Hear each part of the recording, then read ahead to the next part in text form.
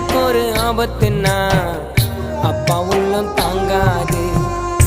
எனக்கு ஜுரம் வந்தா எங்க அம்மா தூங்காது. நம்ம நல்லா இருக்கணும்னு அப்பா அம்மா நினைப்பாங்க. ரோட்டில் உழைப்பாங்க, உச்சி வெயிலில் உழைப்பாங்க, உயிரையும் கொடுப்பாங்க.